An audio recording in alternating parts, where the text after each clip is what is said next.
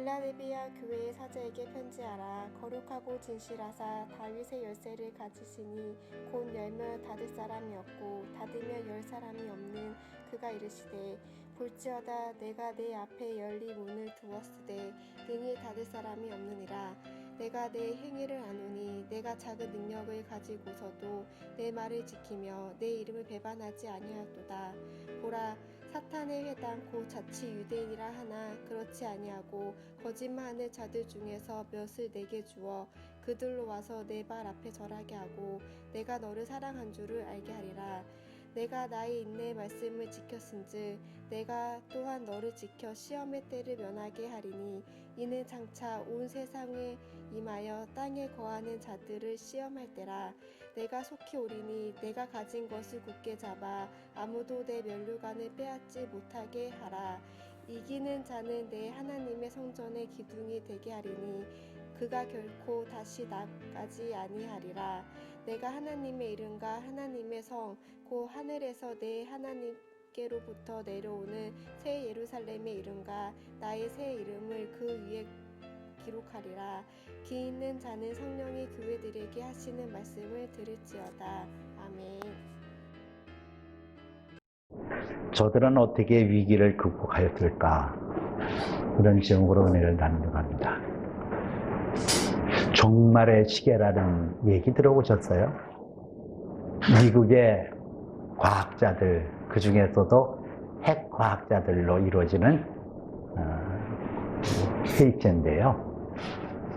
거기서는 사람들이 가지고 있는 모든 지구 환경, 그리고 핵 무기, 또 자연 환경, 이런 모든 것을 데이터를 총 집결해서 인류의 종말의 때가 언제인가를 예측하는 그런 학회예요.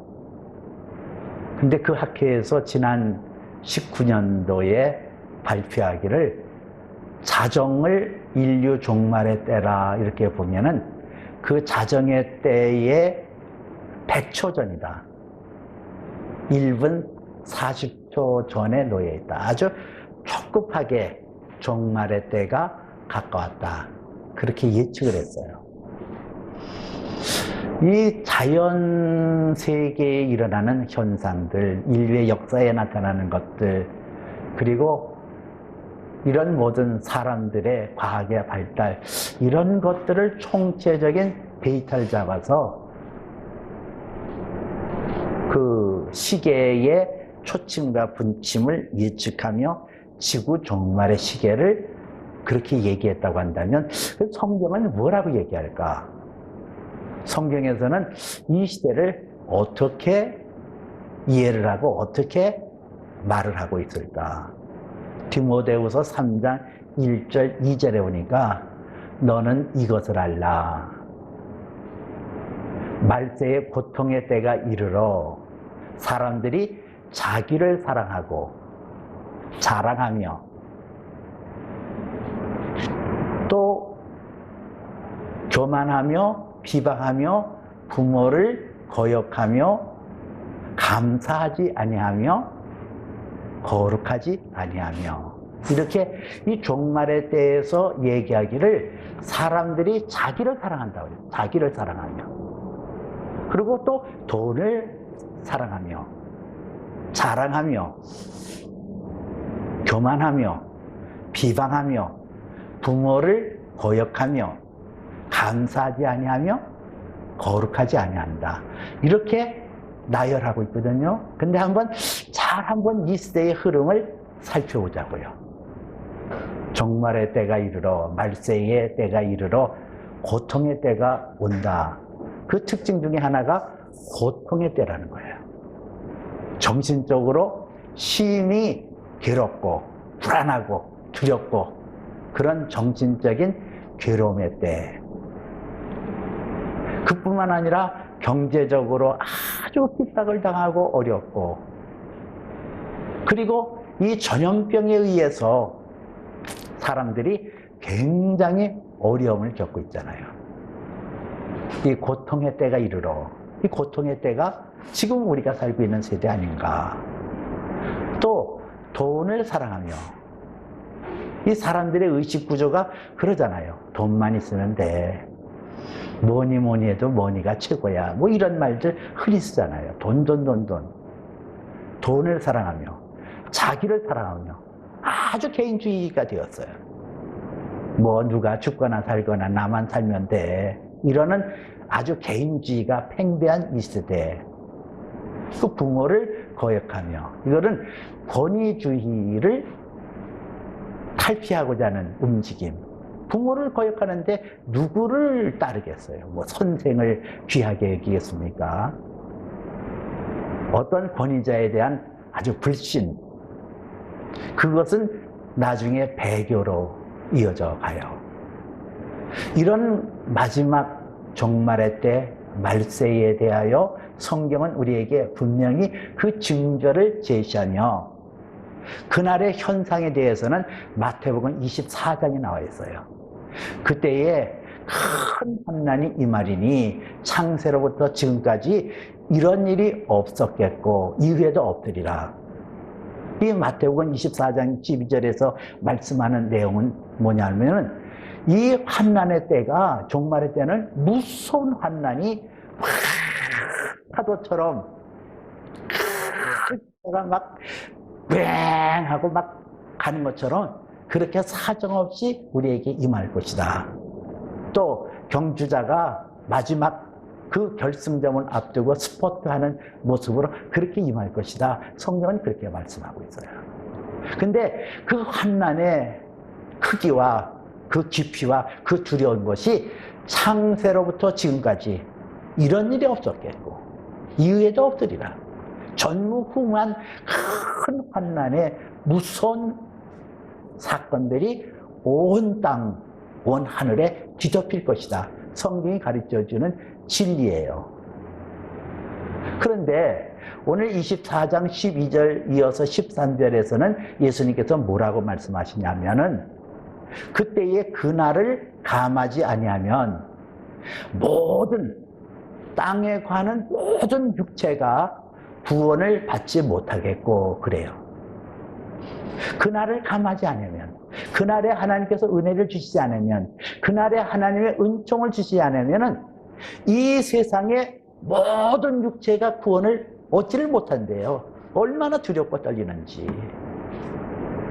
근데 그날에 하나님께서 택하신 자들을 위하여 그 날들을 감하시리라. 이 택하신 자들, 하나님 앞에 부름받고 택하심을 받은 자들에게 은총을 내리실 거라는 거예요. 이 마지막 세대가 우리에게 그냥 거침없이 달려오고 있는 이 세대에 한 가지 하나님의 은혜를 입어야 된다는 거예요. 그 은혜를 입는 모습이 빌라델피아 교회를 통해서 말씀하고 있어요. 빌라델피아 교회도 마찬가지 현상을 갖고 있거든요. 이 말세에 나타난 현상과 흡사한 모습을 갖고 있었어요. 그 빌라델피아 교회는 AD 17세기에 크나큰地震이 일어났습니다. 사대로부터 일어났던 큰地震이 이 빌라델피아 지역까지 이르러서 온 건물이 다 무너져 내렸고, 이 빌라델피아 지역에는 드로아와 사대와 버가모를 이어지는 교통의 요충지역으로 상업지역, 그래서 아주 풍부한 그런 삶을 누렸어요. 토질도 아주 좋아서 포도 농사를 지으면 포도 농사가 잘 되는 그런 지역.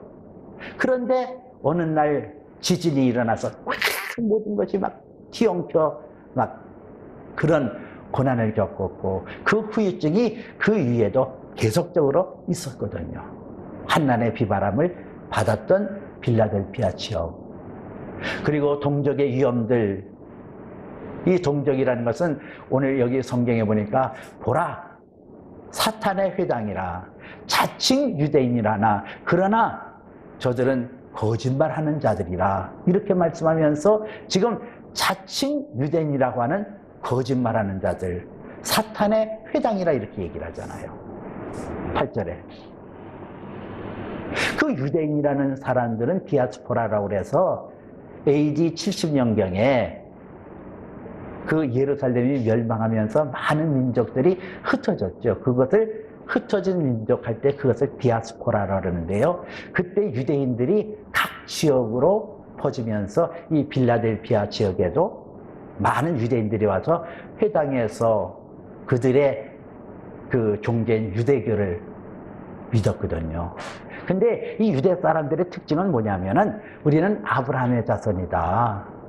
구원은 아브라함의 자손에게 국한되어 있다. 이방인에게 하나님의 구원이 있을 수가 없다. 근데 예수 믿는 저들은 예수를 믿으면 구원받아서 천국에 이른다고 그러는데 저놈들은 아주 악한 놈들이야. 그래서 같은 종족인 유대인들을 미워하고 조롱하고 핍박했단 말이에요. 저들의 위협과 저들의 조롱과 저들의 그런 공격이 왜 빌라델피아 교인들에게 어려움을 겪게 했냐면은 그 유대인들이 갖고 있는 길드라고 하는 그런 회집에 들어가지 아니하면 생존에 큰 문제가 생겼어요. 그러니 같은 동족에 의해서 따돌림 받고 그 동족에서 핍박을 받는 것이 얼마나 어려웠냐고요. 그러니까 못된 짓을 골라서 하니까 예수님도 보라 사탄의 회당이라 이렇게 얘기를 하잖아요. 아주 사탄의 모습을 그대로 재현하고 있다. 그렇게 보여주고 있어요. 또 하나는 종교적인 크나큰 위협이 있었습니다. 이 빌라델피아 지역에는 지난 시간에도 우리가 함께 나눈 바 있는 것처럼 디오네소스라는 쾌락의 신, 주신, 술의 신, 이 주신을 섬기고 그리스 신화를 아주 신봉하며 그리스 신화에 굉장한 영향을 받았어요. 왜 그리스 신화가 그렇게 그들에게 영향을 주었냐? 이 그리스 신화라는 것은 여러분도 알다시피 신들의 모습을 사람과 동떨해서 얘기했단 말이에요. 사람처럼 음란하고 사람처럼 막 음욕을 갖거나 질투하거나 살인하거나 뭐 이러는 그런 모습들. 저 여자가 내 마음에 들면은 빼앗기 위해서 가진 음모를 꾸미고 그래서 쟁취하고 아이 낳고 뭐 이런 그 추잡한 신들의 모습을 그대로 그린 것, 그것이 그리스 신화예요. 그것을 사실처럼 믿었단 말이에요. 그리스 신화에 나오는 신들을 섬기기까지 했고요. 디오네소스도 그리스 신화에서 나온 신이잖아요. 그러니까 어떤 생각이 들어요? 아니, 신들도 저렇게 사는데. 그렇잖아요? 신들도 음행하고, 신들도 살인하고, 신들도 미워하고, 질투하고, 그러는데, 우리 인간들이 질투하고, 음욕 품고, 남의 여자 취하는 거, 그게 뭐가 죄가 된단 말이냐? 도덕 무용령. 윤리에 대한 아무 가치 없는 그런 사상들이 온 빌라델피아 지역에 흡수되어 있었단 말이에요. 거기다가 황제 숭배를 강요하는 그런 환경, 자연적인 환경, 유대인의 위협, 종교적인 영향력이 있는 이런 지역에서 저들이 신앙을 고수할 수 있었고 순수하게 하나님의 말씀에 따라서 저들의 신앙을 지켜나갈 수 있었던 한 가지 요인이 무엇이었을까? 그 위기를 극복할 수 있었던 가장 크나큰 요인이 무엇이었을까? 그것은 열린 문의 축복을 받았다는 거예요. 하늘에 열리는 문을 저들이 경험하고 그 열린 문의 축복을 통하여 저들이 굳건하게 신앙을 지켜나갈 수가 있었다는 거죠. 오늘 7절에서 예수님이 당신을 이렇게 표현하잖아요. 빌라델피아 교회 사자에게 편지하라. 진실되고 거룩한 이, 곧 다윗의 열쇠를 지니신 이, 열면 닫을 자가 없고 닫으면 열 자가 없는 이가 이르시되, 당신의 표현을 진실하고 거룩하신 이라고 표현하며 다윗의 열쇠를 지니셨다 그랬어요. 이 다윗의 열쇠라는 것은 이사야서 22장 15절서부터 25절에 보면 다윗 왕궁과 다윗의 국고를 지키는 셈나라는 사람이 있었는데 그 셈나라는 사람 대신해서 엘리야김이라는 사람이 다윗 왕의 국고와 왕궁의 모든 재산을 관할하는 그 열쇠를 가지고 있었어요. 다윗 왕국의 모든 관리를 그 엘리야김이라는 대신이 맡았다는 거죠.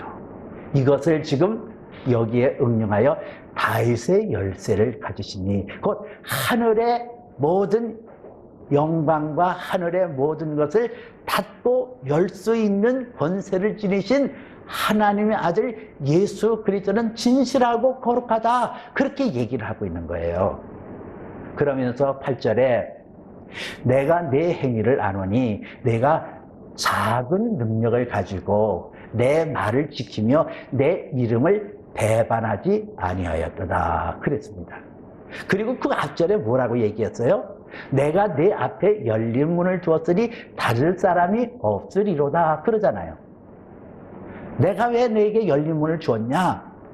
열린 문을 주었다 그랬어요. 빌라델피아 교회에게 내가 네게 열린 문을 두었으니 닫을 사람이 없도다. 그러면서 내가 네 행위를 아노니 네가 작은 능력을 가지고 내 말을 지키며 인내에 내 말을 지키면 내 이름을 배반하지 아니하였도다 그러잖아요. 저들이 하나님 앞에서 열린 문을 축복을 받아고 그 하늘로부터 내려오는 능력으로 이 세상을 이기고 순수한 신앙을 지킬 수 있었던 것은 그들의 작은 능력을 가지고 내 말을 지키며. 근데 여기 작은이라는 뜻이 나오잖아요. 작은. 그 작은이라는 것이 뭘까 말할까? 헬라로 보니까 듀나미스라는 단어를 썼더라고요. 이 듀나미스라는 것은 절대적인 작은 것이 아니라 상대적인 작은 것이에요. 비교해서 작은 것이에요. 너와 나와 비교해서 내가 너보다 작아 할 때의 듀나미스, 이 작은 능력이 거기서 나온 거거든요. 그러면은 이 작은 능력이 누구하고 비교해서 작은 능력이라고 했을까? 예수님과 비교해서. 즉 다시 말해서 이 작은 능력이라는 것은 예수 그리스도가 이 땅에 말씀으로 오신 것처럼 믿음의 성도가 그 안에 말씀이 들었다면, 하나님의 생명의 말씀이 들었다면 그 말씀이 내 말을 지키며 내 이름을 배반치 아니하는 그것으로 되어지고 열린 문의 축복을 얻게 되어진다는 거예요. 여러분, 우리가 위기를 만나고 힘든 일을 받을 때 반드시 열린 문의 축복을 받아야 돼요. 저도 제가 그 군대를 고3 때 갔어요. 늦게. 고3 때 군대를 가서 고3 때 군대 가니까 제대하고 나와서 또 2학기를 학교를 다녔어야 됐어요. 고3 때. 그리고 직장을 구하려니까 진짜 어렵더라고요. 그리고 저는 17살 때에 그 하나님 앞에 부르심을 받아서 목회자가 돼야 되겠는데 길이 없잖아요. 참 답답하더라고요. 위기예요. 어디서 받아주지를 않더라고요. 그 당시에는 또 제가 78년도에 제대를 했는데 그 당시에는 또 그렇게 마땅한 데가 없더라고요. 얼마나 답답하고 얼마나 위기감에 몰려있는지 몰라요. 그래서 제가 대학을 들어가기로 결단을 했습니다. 근데 대학을 들어가는 것도 사실 저에게는 만만치가 않았어요. 경제적인 뒷받침도 없었지. 게다가 실력은 진짜 내가 생각해도 없고, 중학교 2학년 중퇴자에다가 검정고시에서 간신히 고등학교 들어갈 수 있는 것 만들어놨지만은, 고등학교는 낮에는 오리엔트 시계에다 다니고 밤에는 성동고 야간에 다니고, 그러다가 군대 가서 3년 동안 있었던 것도 싹 까먹고 왔으니 뭐가 있겠어요. 기초영문은 5형식도 몰랐어요. S 플러스 V가 뭐 1형식, S 플러스 V, 뭐 C는 2형식. 이게 이해가 되지 않더라고요. 1형식, 2형식, 3형식 뭐. 그러니 고등학교 1학년 교과서부터 제가 보는데 거기에 I am a student라는 게 나오더라고요. I am은 알겠는데 student라는 단어가 몰라가지고 그거를 찾을 정도가 되어졌고, 인수분해는 수학의 인수분해 그거는 깜깜이고, x 플러스 y 가로 닫고 해서 자석이 x 자석 플러스 2xy 플러스 y 자석, 이게 이해가 안 되는 거예요. 참 그런 거.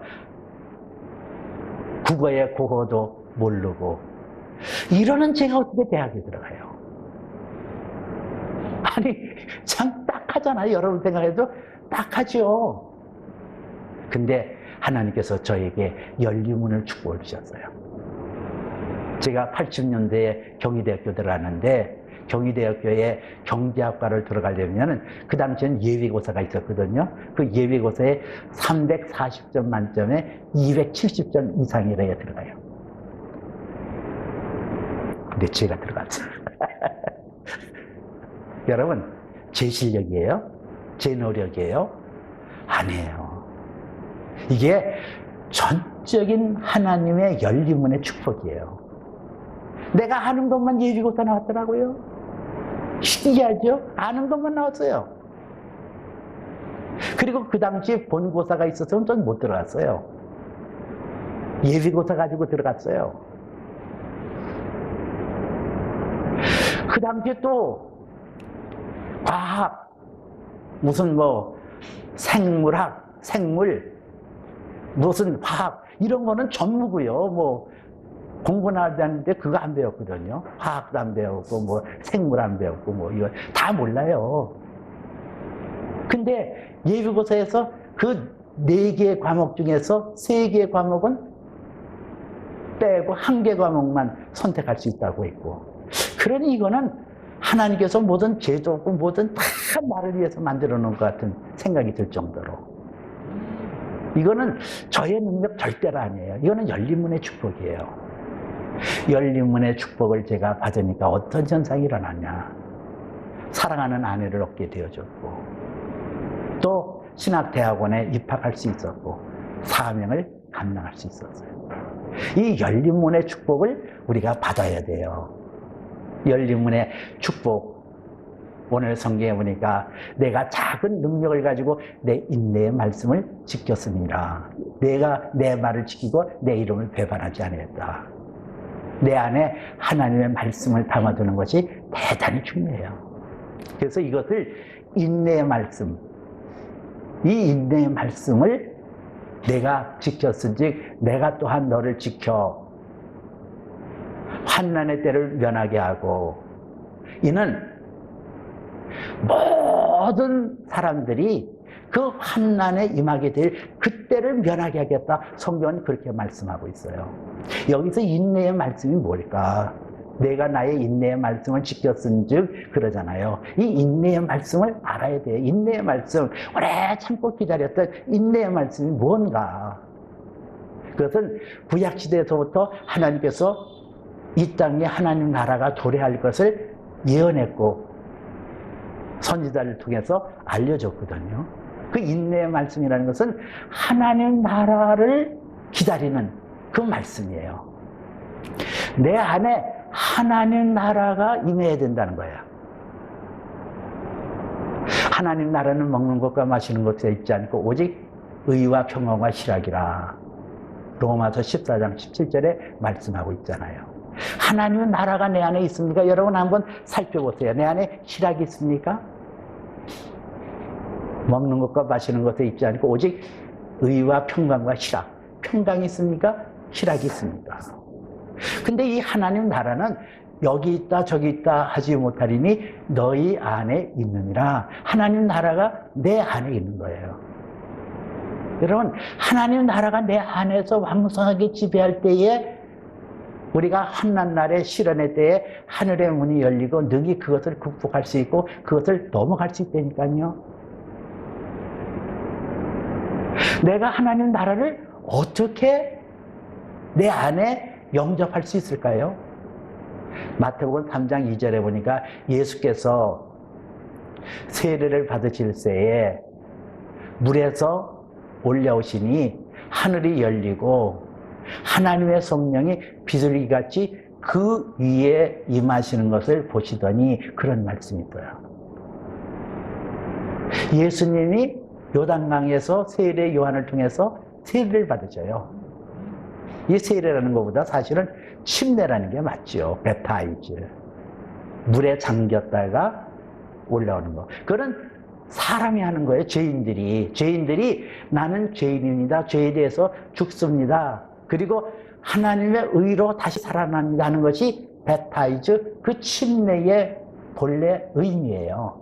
근데 예수님이 죄인 아니잖아요.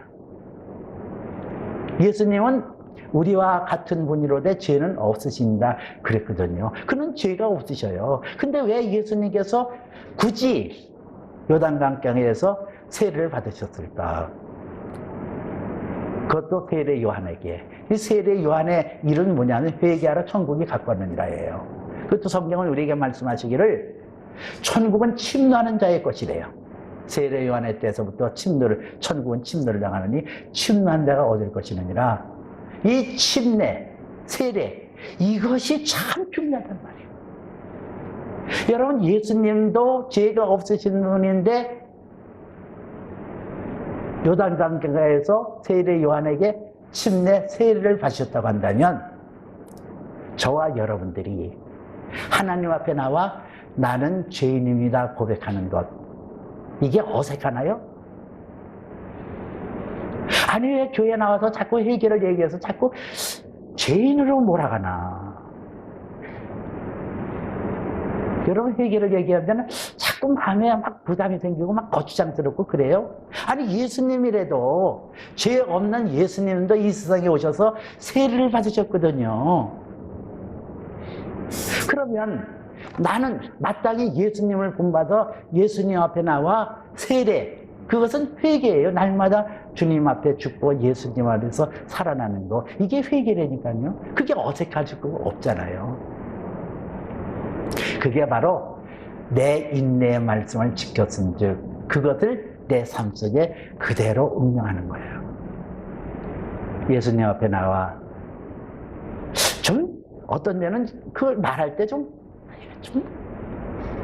내 자신이 위선적으로 보일 수 있을 거예요.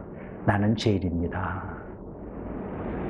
나는 악한 죄인입니다. 그 고백을 하는 게 굉장히 어색하고 좀 왜 꼭 이래야 되나 그럴 수 있을 거예요. 그러나 예수님께서 아무든지 나를 따르려거든 자기를 부인하고, 이 자기를 부인하라고 그랬잖아요. 여러분, 예수님 앞에 자기를 부인하는 것이 내가 죄인입니다 하고 고백하는 거라니까요. 그게 인내의 말씀을 지키는 거예요. 내가 내 인내의 말씀을 지켰은즉 내가 또한 너를 시험을 면케하리니 그러잖아요. 시험을 면케하리니 이는 모든 세상에 속한 모든 사람에게 임할 시험의 때라 그러잖아요. 이 종말의 때, 두렵고 떨릴 때 내 능력으로 이걸 이길 수가 없어요. 힘으로 이길 수가 없는 거예요. 오직 믿음이 이기는데 그것이 인내의 말씀을 지키는 거라니까요. 그래서 그날을 감해 주셔야 우리가 이 환난의 때, 시련의 때를 이겨나갈 수가 있어요. 그러므로 여러분들이 내 인내의 말씀을 지켰던 빌라델피아 교회처럼 여러분들도 인내의 말씀, 하나님 앞에 나와 나의 죄를 회개하고 주님의 의로움으로 다시 되살림을 받는 그 축복의 은혜를 누리시기를 주님의 이름으로 권면해 드립니다. 오늘 성경에서 말씀하기를 이기는 그에게는 그러잖아요. 이기는 그에게는 내가 하나님의 성전의 기둥이 되게 하리니 내가 결코 다시 나가지 아니하리라 그러지 않습니까? 이기는 게 뭐죠? 이기는 것은 누차 여러분들에게 말씀하는 겁니다만 예수님의 십자가를 통해서 성취되어지는 그 능력과 그 테텔라스타이 다 이뤘다는 하나님의 그 완성품을 내 것으로 받아들이는 거, 이게 이기는 자예요. 내가 뭐 신앙생활 열심히 하고 내가 기도 열심히 하고 봉사 열심히 하고 내가 뭐 열심히 해서 이기는 게 아니라 예수님의 이기는 것을 내 것으로 받아들이는 거. 그 십자가 앞에 나와서 그 인내의 말씀을 지키는 거 아니에요? 그렇잖아요. 여러분들이 뭐 해서 이기겠래요? 기도 많이 해서 이겨요? 봉사 많이 해서 이깁니까? 헌금 많이 했다고 이기는 거예요? 구제 많이 했다고 이기는 거예요? 아니에요. 그것도 중요하죠. 그거 뭐 안 하라는 얘기 아니에요. 이기는 것은 예수님의 이김을 내 것으로 받아들이는 거. 이게 이기는 거예요. 내가 이기는 그들에게 성전에 하나님, 내 하나님 성전에 기둥되게 하리라. 이게 드라마틱한 거예요. 이 하나님의 성전에 기둥이 되게 하리니 내가 다시는 결코 나가지 아니하리라. 하나님 나라의 완벽한 기둥으로 내가 세움을 받겠다.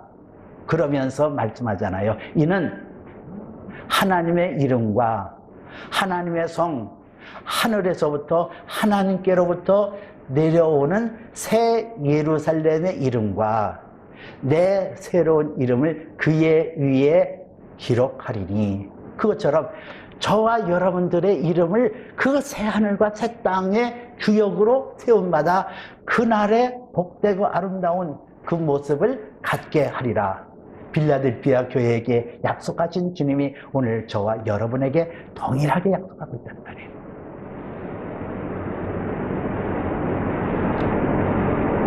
너희는 네가 가진 것을 굳게 잡아 너의 면류관을 빼앗기지 않게 하리라 그러잖아요.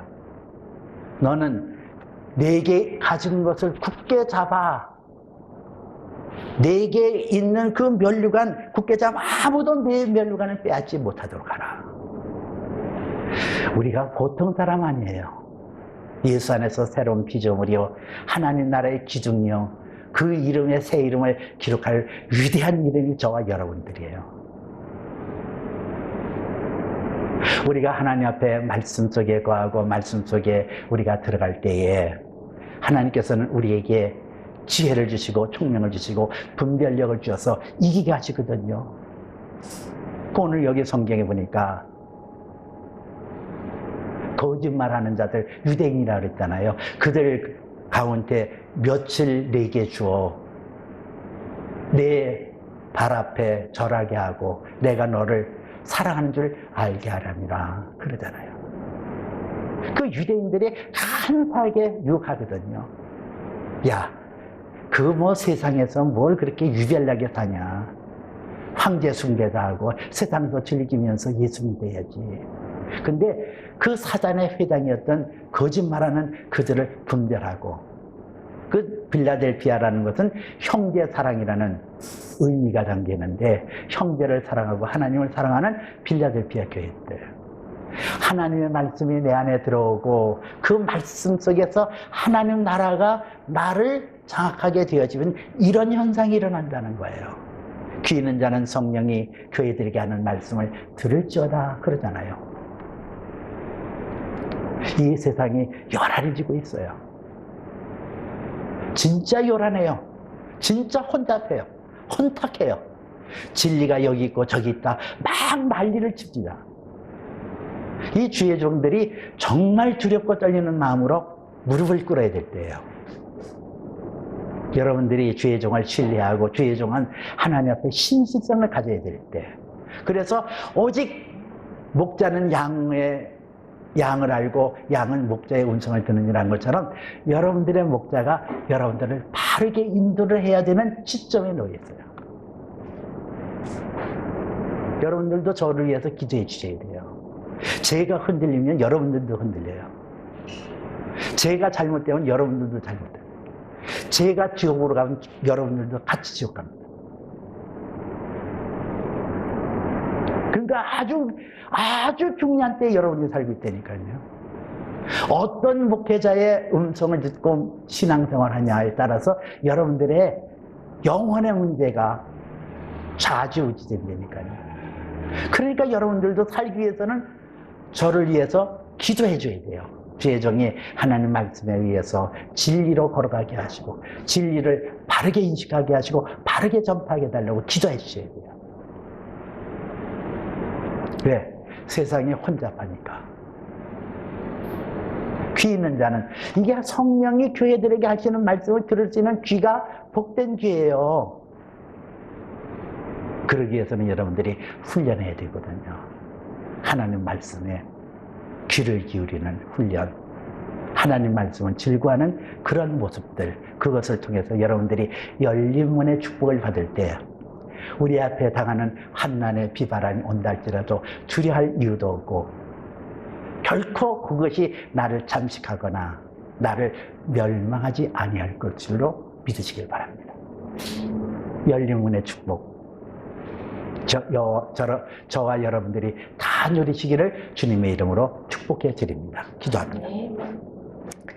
살아계시고 자비로우신 아버지 하나님, 우리 하나님의 인자하신